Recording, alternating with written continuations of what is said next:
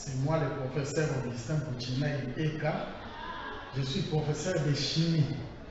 Aujourd'hui, je donne la chimie troisième scientifique, la dernière partie qui était restée. Nous commençons par la notion de chimie organique. Je vais donner quelques notions. Maintenant, qu'est-ce que la chimie organique? La définition est simple. La chimie organique est la chimie des composés du carbone. Donc, c'est la chimie des composés du carbone.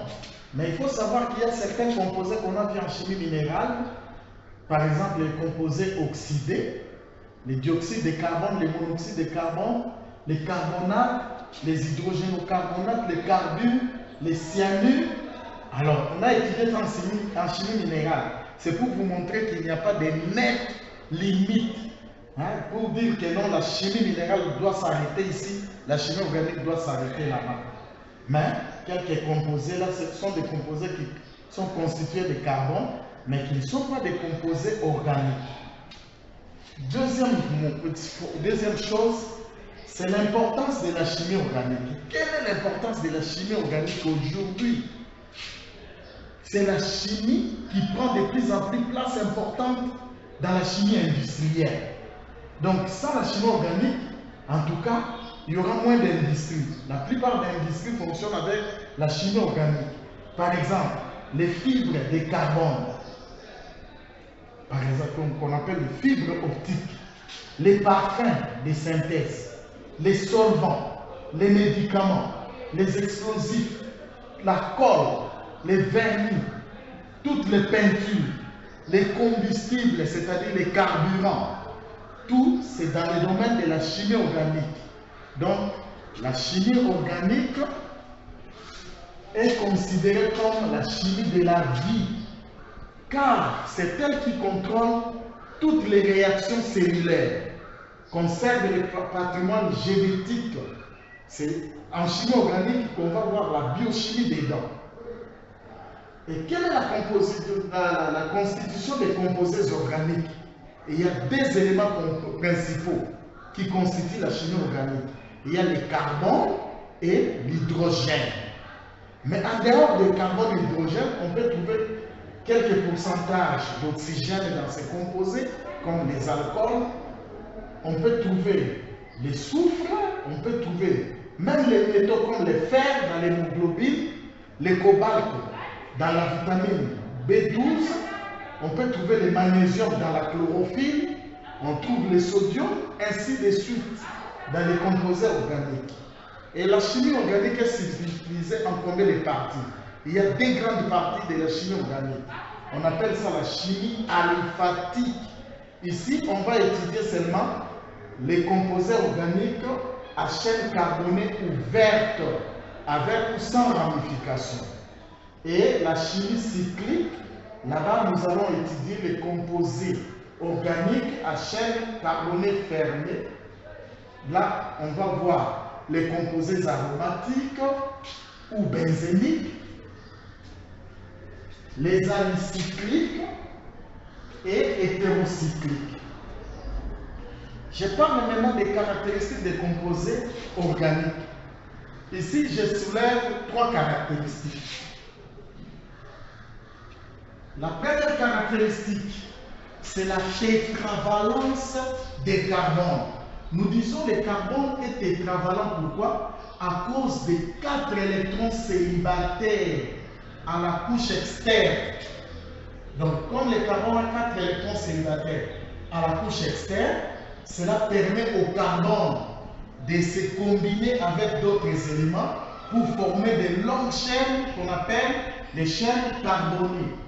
Par exemple, le carbone peut être combiné avec ce carbone pour la formation des chaînes carbonées. Et troisième caractéristique, la dernière, le carbone forme des liaisons covalentes. Le carbone va former des liaisons covalentes. Carbone avec carbone, ici, c'est la liaison covalente simple. Liaison covalente simple. Carbone, carbone. liaison covalente double. Liaison covalente double. Et carbone, carbone, liaison covalente triple. Voilà la présentation de la première partie de cette chimie organique et nous allons approfondir prochainement pour détailler les chaînes carbonées, les types de chaînes. Et je vous remercie. Oui, j'ai dit, on peut me demander de déterminer la teneur d'un métal dans un composé.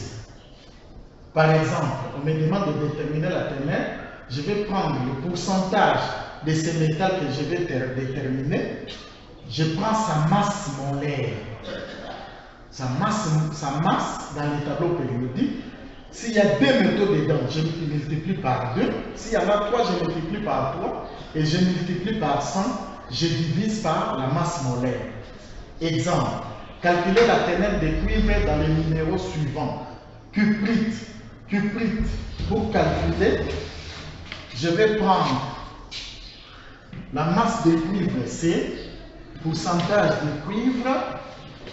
La masse de cuivre égale 63,5 fois 2 parce qu'il y a 2 cuivres divisé par la masse molaire de dioxyde de cuivre. La masse molaire c'est 143 divisé par 143 et le tout multiplié par 100, ce qui me donne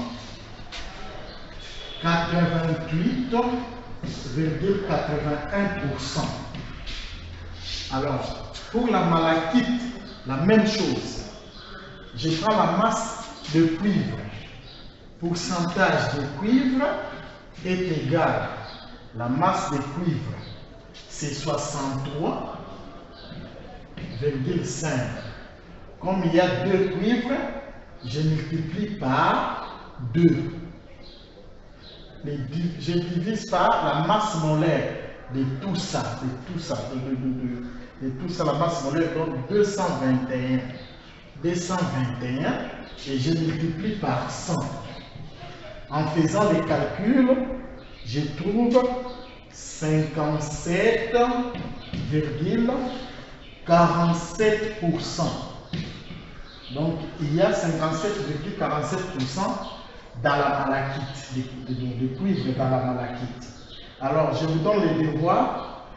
Vous devez calculer la teneur de cuivre dans l'azurite, voir les tableaux. La teneur du fer dans l'hématite brune, voir les tableaux.